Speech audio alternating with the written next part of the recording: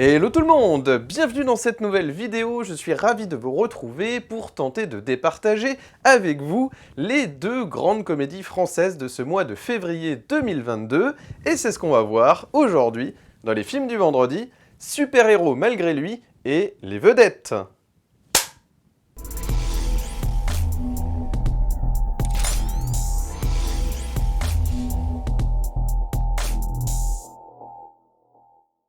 Salut à tous et bienvenue dans les films vendredi. Aujourd'hui j'ai l'immense plaisir de vous parler des deux grandes comédies françaises de ce mois de février 2022. Le but étant de les départager, évidemment avec ce nouveau format, lequel choisir, hein. Vous étiez nombreux sur ma précédente vidéo, je vous mets le lien juste ici, et bien à me dire que voilà, ça vous avait plu, donc écoutez, je me suis dit que, que ce serait donc un nouveau format pour la chaîne qui pourrait être sympa, donc de départager des films qui sont soit deux films qui suscitent en fait la hype en fait chez les spectateurs, ou tout simplement en fait des films qui ont un univers proche. Là en l'occurrence c'est parce que c'est deux comédies populaires, donc voilà, je trouve que ça s'y prête bien.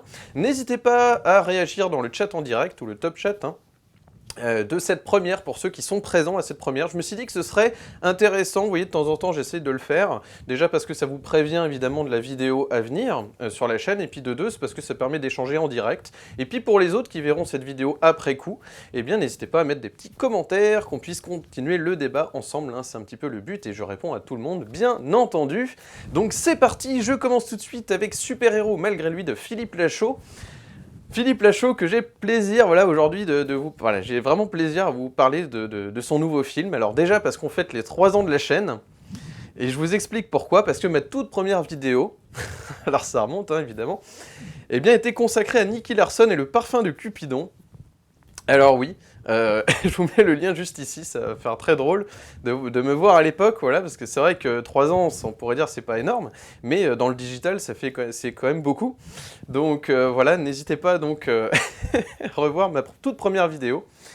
Écoutez, voilà, j'avais déjà beaucoup aimé Nicky Larson, hein, on va être honnête, mais alors là, donc, c'est un pur bonheur de retrouver Philippe Lachaud dans un film un peu similaire, hein, dans cet univers. Il reprend un peu d'ailleurs à 80% le staff de Nicky Larson pour nous parler en fait de Cédric, hein, qui est un acteur un peu qui galère en fait et qui va du jour au lendemain trouver un film, enfin oui, trouver un rôle, un grand rôle, hein, dans un film de super-héros français, hein, je précise français, donc c'est assez drôle, c'est vrai qu'il n'y en a pas des masses, hein.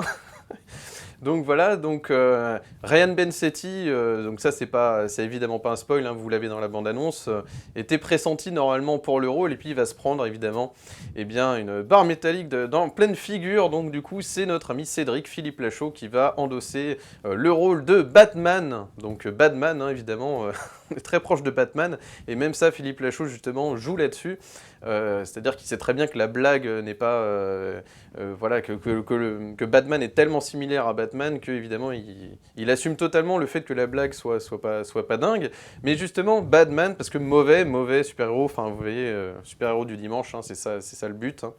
Donc il va se retrouver sur cette grosse production, mais à un moment donné, il va donc s'emparer de la Batmobile pour remplir une mission, évidemment il va y avoir un accident, et là il va devenir amnésique, donc après il va se réveiller, il va voir que... il va reconnaître un costume, il va se dire qu'est-ce que c'est que ça, il va voir tous les accessoires du tournage, il va se dire mais en fait qu'est-ce qui s'est passé, qu'est-ce que c'est que cette voiture, qu'est-ce que c'est que ce costume, et en fait il va se dire mais en fait c'est moi Batman, je suis ce super-héros, donc ça y est. Là on débarque dans un film un peu à la Kick-Ass, hein, évidemment, mais très très bien fait, parce que justement il va, en parallèle de ça, on voit son père, donc qui est policier, interprété par Jean-Hugues Anglade, qui traque un criminel pendant ce temps-là, qu'il n'arrive absolument pas à pourchasser. Et bien justement, donc ça va devenir la mission de ce Batman, voilà. Écoutez, c'est un pur kiff, parce que déjà, on retrouve tout l'univers, tout ce qu'on aime dans la bande à Fifi, c'est-à-dire le côté très spontané, bon enfant de leur film, mais tout en ayant cette rigueur cinématographique, cette rigueur de faire une vraie parodie en s'inspirant de codes de parodie américaine de super-héros, vous voyez, et peut-être même mieux fait, enfin c'est pour vous dire vraiment, mais en tout cas de s'inspirer de ce qui se fait aux États-Unis et de le mettre à la sauce française de manière très subtile, c'est-à-dire qu'évidemment vous avez des blagues parfois un peu en dessous de la ceinture, vous avez des blagues aussi qui font un peu teen movie, hein, mais mainstream, hein, genre American Pie, vous voyez, avec, vous verrez, il y a aussi une blague autour de la MILF, enfin, vraiment, je n'en dis pas plus, mais voilà, on a des codes, hein, c'est Tariq Boudali, vous verrez, avec une femme un peu plus âgée, je n'en dis pas plus, mais voilà, il y a des codes comme ça, on sent de l'humour américain, en fait, des grandes comédies hollywoodiennes US, et clairement, voilà, c'est très inspiré de ça. On voit dans quel univers a baigné Philippe Lachaud, quoi. On voit qu'il a beaucoup vu de films d'action et de comédies américaines.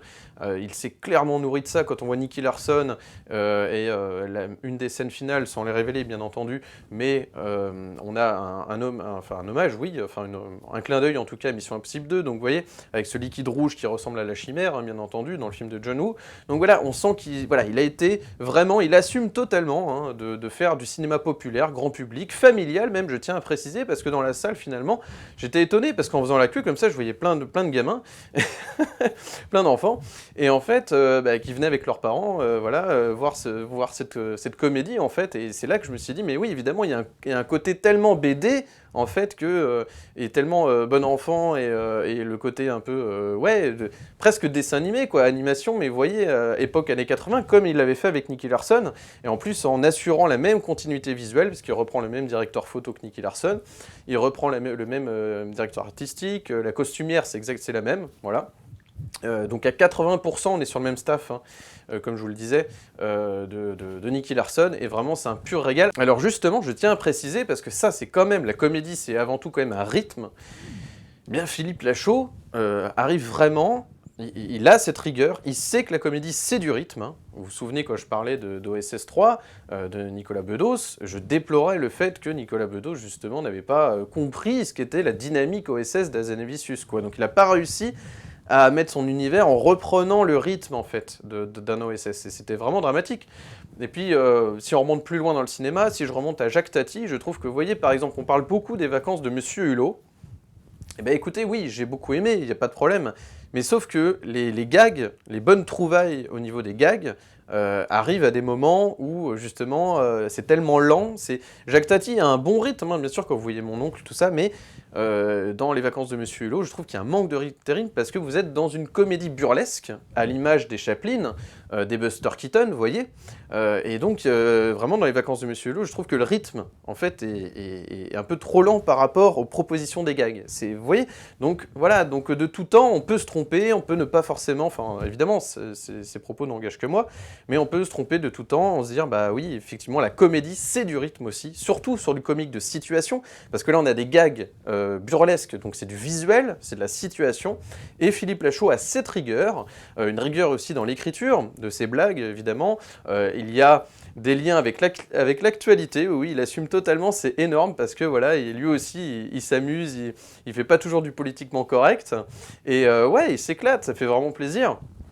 Et dans les séquences en plus où vous êtes en fait non plus dans l'histoire du film, donc Super-héros malgré lui, mais que vous êtes dans les séquences de Batman, le film Batman, tout de suite vous avez donc eh bien, les bandes noires, hein, les célèbres bandes noires du cinéma qui vous rappellent dans les moments où vous êtes eh bien, dans le film fictif qui est en train de se filmer à l'intérieur du film, cette mise en abîme, et après les bandes voilà, redisparaissent pour laisser le format du film.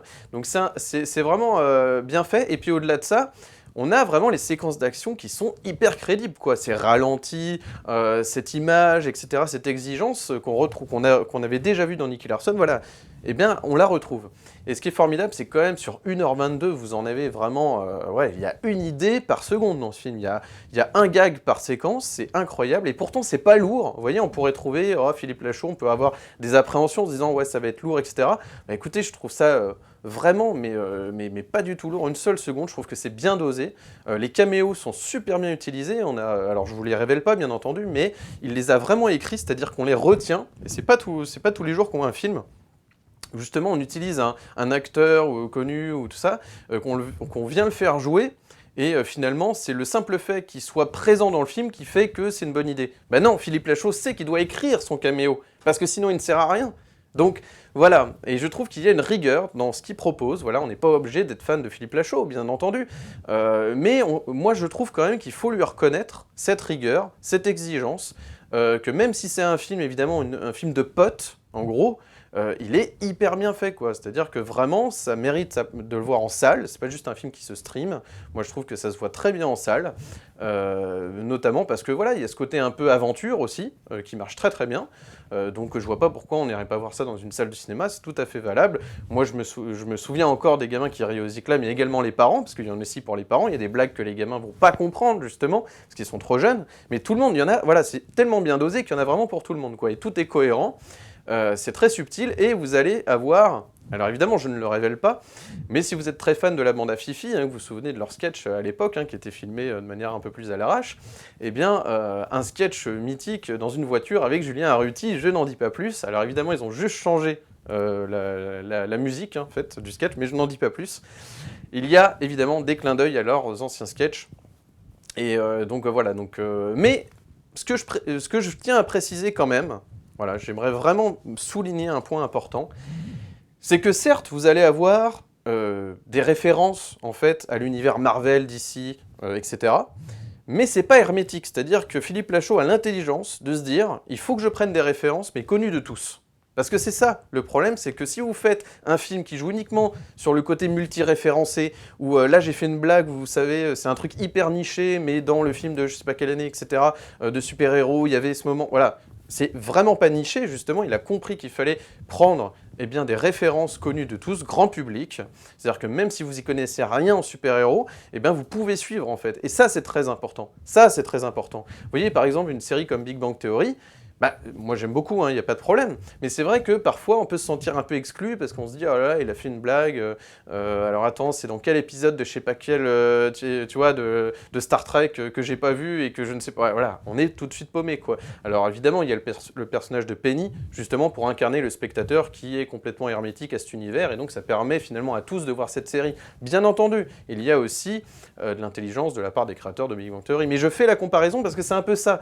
On est un peu sur un film qui joue sur l'aspect un peu geek, etc. Mais pas uniquement. Vous verrez, ça parle vraiment à tout le monde, c'est-à-dire qu'il arrive vraiment à avoir cette intelligence de parler à tout le monde, à toutes les générations, je précise, parce que vraiment, c'est pas évident de se dire en même temps je vais faire un film moderne et en même temps je vais faire des liens avec des trucs des années 80, enfin vous voyez, il y a le côté un peu kitsch ou 90. Je n'en dis pas plus, mais voilà. Donc vraiment, c'est hyper bien fait, quoi. Enfin, moi, je trouve que c'est sans prétention. C'est-à-dire que moi, c'est ça que j'aime bien chez Philippe Lachaud, c'est qu'il sait... On va pas demander à un film de Philippe Lachaud de révolutionner le cinéma. C'est pas le but. Ce qu'on lui demande, c'est de faire un vrai film de Philippe Lachaud, une bonne comédie de Philippe Lachaud, qui est cohérente dans sa filmographie, voilà, et qui est sans prétention, mais avec cette rigueur. Parce qu'il a... C'est dingue parfois, vous voyez. C'est ça que je trouve curieux, c'est que parfois, vous voyez des films, on va dire des comédies un peu plus bourgeoises, entre guillemets, comme Le Discours, par exemple, ou Le Prénom. Je dis pas que ça fonctionne pas, etc. Mais parfois, vous voyez, le côté sans prétention, et ben parfois je trouve plus de rigueur, finalement, parfois, chez des personnes comme Philippe Lachaud, qui font des films comme ça, qui ont l'air de rien, mais qui sont hyper bien faits dans par rapport à l'intention du réalisateur. C'est-à-dire que vraiment, il faut se mettre au niveau de ce que veut faire chaque réal. Et je trouve que vraiment, Philippe Lachaud, oui, par rapport à son objectif, c'est-à-dire on voit très bien que c'est de faire une sorte de kick-ass à la française, mais c'est tout à fait réussi. C'est-à-dire qu'il a l'intelligence de faire un film français, une comédie française, en s'inspirant et je dirais même en convertissant des codes du cinéma américain mainstream, des comédies US en fait, à la sauce française, et que tout ça soit cohérent. Et vraiment, non, il y a une cohérence de fou, il y a une exigence quand même dans ces comédies qui ont l'air de rien, je précise qui ont l'air de rien, le gentil petit film que tu streams en gros, non, il est tout à fait valable, il se voit en salle. Alors évidemment, il y a des petites choses qui... Enfin, moi, le seul petit truc que j'ai trouvé qui est un peu curieux, c'était évidemment ces animaux. Ces animaux, vous verrez, à un moment donné, il y a des gags avec des animaux, qui sont faits évidemment en CGI, en numérique, on le voit clairement. Mais comme c'est du comique de situation, Lachaud sait très bien que le but c'est pas d'avoir des animaux réalistes, c'est pas le but c'est que c'est la situation qui va être drôle. Donc même si on voit que c'est un peu fake, et ben c'est pas grave, et il le sait, il a très bien compris. Et je pense que ça participe aussi au charme du truc, où évidemment le côté, je dirais, presque dessin animé, vous voyez, animation, ça y participe, ça y contribue, je trouve, finalement. Donc ouais, non, je trouve que vraiment la bande à Fifi, ça fait vraiment plaisir. Tariq Boudali, Elodie Fontan, Julien Arruti aussi, qui travaille sur tous les scénarios aussi de leurs films. Franchement, ça fait vraiment plaisir. Alors, je dirais pas la même chose de Tariq Boudali en tant que cinéaste, j'en profite pour le dire. Alors, j'ai pas vu 30 jours max, hein, mais j'ai vu Épouse-moi mon pote. Celui-là, non, vraiment, pour le coup, voilà, je pense que Tariq Boudali essaie de faire un peu... voilà, je pense qu'il il essaye un peu de faire aussi son univers en reprenant un peu, enfin, en essayant de faire un peu ce que fait Philippe Lachaud finalement et de se faire à sa sauce. Mais voilà, on sent qu'il veut lui aussi être cinéaste et acteur. Mais je pense que Tariq Boudali, voilà, je pense qu'il faut peut-être juste qu'il reste en tant qu'acteur, ça suffit amplement. Après, je dis ça, je n'ai pas vu 30 jours max, hein. J'ai vu Épouse-moi mon pote, mais voilà, du coup, ça m'a pas donné envie de voir 30 jours max. Donc peut-être que je me trompe, je vérifierai, voilà, sur 30 jours max. Mais en tout cas, voilà, Philippe Lachaud, en tout cas, assure une continuité totale. Non, c'est un pur bonheur, hein. C'est un délire, quoi, mais c'est bien fait. Non, franchement, ça mérite tout à fait de payer sa place. Vous êtes en famille, vous y allez avec vos enfants, franchement, ça marche très très bien, quoi. Et c'est tout ce qu'on lui demande, on lui demande pas plus. Donc pourquoi faire... Je sais pas pourquoi faire une critique élitiste, vous voyez, avec un air... Enfin, ça ne sert à rien. C'est pas ce que veut Philippe Lachaud, ça ne sert à rien. Faut vraiment juger les œuvres pour ce qu'elles sont. Enfin, c'est mon point de vue, évidemment, hein, mais c'est le but de cette chaîne.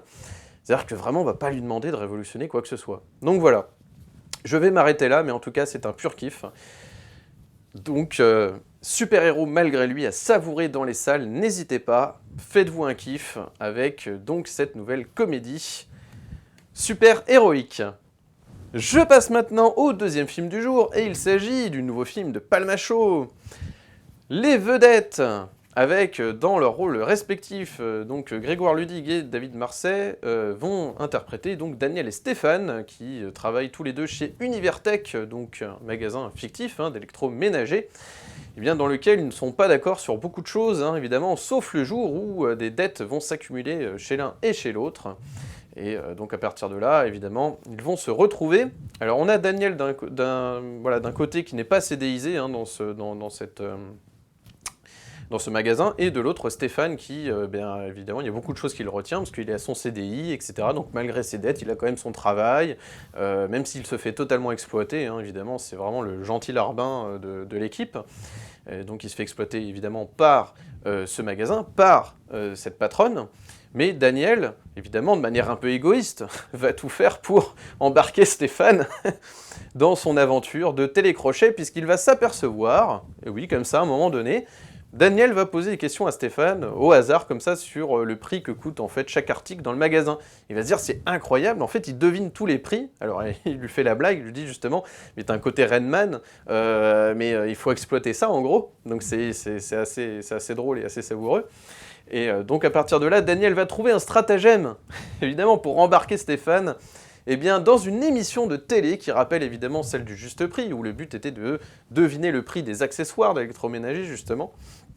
Et voilà, c'est assez drôle parce que justement, il embarque ce Stéphane qui n'avait rien, qui voulait absolument pas tomber dans ce traquenard.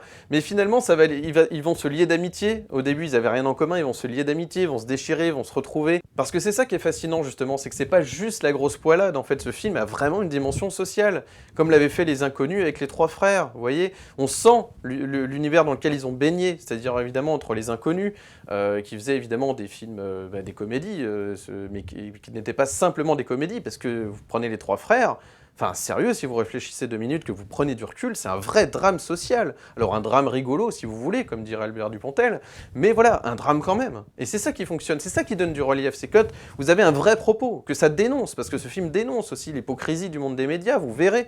Un peu à la manière du Monde à l'envers aussi, quand il parodie, évidemment, vous connaissez probablement... aussi cette troupe de comiques sur YouTube, évidemment, Le Monde à l'envers, qui propose aussi des parodies d'émissions de télé, et notamment de télé-réalité. Là, justement, dans Les Vedettes, vous verrez, il y a La Villa des Confidences, Euh, c'est excellent. Et justement, ils arrivent à incorporer toutes leurs idées de sketch, de blagues, au sein d'une histoire globale. Donc c'est fluide. Vous voyez, vous vous rappelez quand je parlais de Licorice Pizza, là vraiment, on voit les soudures, c'est lié, voilà, c'est fluide. On ne voit pas vraiment la structure. Alors si, quand même, vous voyez les structures d'un buddy movie, parce qu'évidemment, ça s'inspire du buddy movie, comme dans Wayne's World, par exemple. Là, on a vraiment un côté Wayne's World tout à fait assumé, évidemment. Mais ou Step Brothers, vous voyez, Frangin malgré eux, Will Ferrell, etc. Donc tous les buddy movies un peu avec des adolescents, etc. Bien entendu. Mais vous n'anticipez pas tout pour autant. C'est-à-dire que vraiment, il y a des choses inattendues, il y a des... Voilà, vous... Non, ça fait vraiment plaisir, quoi, parce que l'issue n'est pas si... Ouais, vous n'allez pas tout anticiper, quoi, non plus, quoi. Donc ouais, non, c'est... Non, c'est réjouissant, c'est feel good, c'est totalement feel good, ce film, hein. Vraiment, faut pas... Voilà, la prétention n'est pas, non plus plus que ça, quoi. On a Jonathan Barré d'ailleurs qui donc assure une continuité, hein, puisque il était sur tous les sketchs de Very Bad Blague, hein, du Palmacho, et également donc sur La folle histoire de Max et Léon. Alors c'est vrai que dans La folle histoire de Max et Léon, c'est vrai que c'est curieux de se dire que finalement Les Vedettes c'est le second film du Palmacho, parce qu'à la limite, Les Vedettes, on aurait pu très bien voir ça comme un premier Palmacho movie. Hein, vraiment, c'est-à-dire un peu comme si Les Inconnus, hein, à l'époque, avaient fait Les Trois Frères sur leur premier film, vous voyez, ou Les Nuls avec La Cité de la Peur, c'est-à-dire vraiment, voilà, où il y a toutes leurs identités, leurs gags, leurs sketchs, machin, qui sont repris de manière très subtile, vous verrez d'ailleurs, il y a des clins d'œil évidemment à leurs sketchs, ouais, on aurait pu se dire, c'était le premier, le parfait premier Palmacho movie, vous voyez. Et bien finalement, c'est le second, c'est assez drôle, parce que c'est vrai qu'il y avait une exigence terrible, hein, de faire un film comme ça, historique comme ça, sur le premier. Et donc il y a une scénographie de dingue. Donc c'est vrai que là, de les retrouver avec une scénographie un peu plus minimaliste, eh bien c'est vrai que ça pouvait être étonné. Moi, ça m'avait un peu étonné. Donc c'est vrai qu'à la vue de la bande-annonce, j'avais un peu peur. Et puis finalement, vous voyez, non, c'est vraiment très réussi, c'est très réjouissant. On a le duo aussi Crustel, hein, donc Julien Pestel et Marion Crevaux, qui nous avait fait éclater de rire sur Instagram, eh bien, pendant le confinement, vous vous souvenez, hein. Alors on leur doit franchement des bons moments pendant le confinement. Ils nous avaient fait des parodies en voix off de films hollywoodiens, voilà, cultes, à la sauce Covid. C'était un antidépresseur pendant le Covid et le confinement. Franchement, on leur doit ça, hein. Et c'est tout à fait mérité, je trouve, de les voir maintenant voilà, percer au cinéma, dans des comédies de qualité. Vraiment, ça fait vraiment plaisir. Donc voilà, écoutez, je trouve qu'en ces temps moroses, ça fait vraiment du bien d'avoir en plus ce côté, vous verrez, il y a un côté road movie en plus. On a Alexandra Gentil aussi qui était dans Fais pas ci, fais pas ça. Il s'entoure de personnes vraiment, voilà, qui sont je trouve qu'ils s'entourent bien en fait. Ça fait vraiment plaisir de voir toutes ces personnes qui ont contribué à ce film. C'est vraiment un pur régal. Et puis on a cette ambiance pavillonnaire aussi, où vraiment, voilà, c'est encore une fois... il y a ce côté France d'en bas versus France d'en haut, et qui s'affrontent et tout ça. Donc c'est pour ça que je parle de comédie sociale, et ça fait vraiment plaisir. Vraiment, voilà, il n'y en a pas assez, je trouve, que des films comme ça qui dénoncent, mais de manière, bien évidemment, de manière, j'allais dire, subtile, hein, bien sûr, bienveillante si on veut. C'est parce que, voilà, je préfère le terme subtil. Mais voilà, je trouve qu'on est là, quoi. Voilà, donc écoutez, une comédie solaire, réjouissante, feel good, ça fait vraiment du bien. Donc n'hésitez pas à voir Les Vedettes du Palmacho au cinéma, en famille, avec des potes, avec qui vous voulez. Ça fonctionne du tonnerre.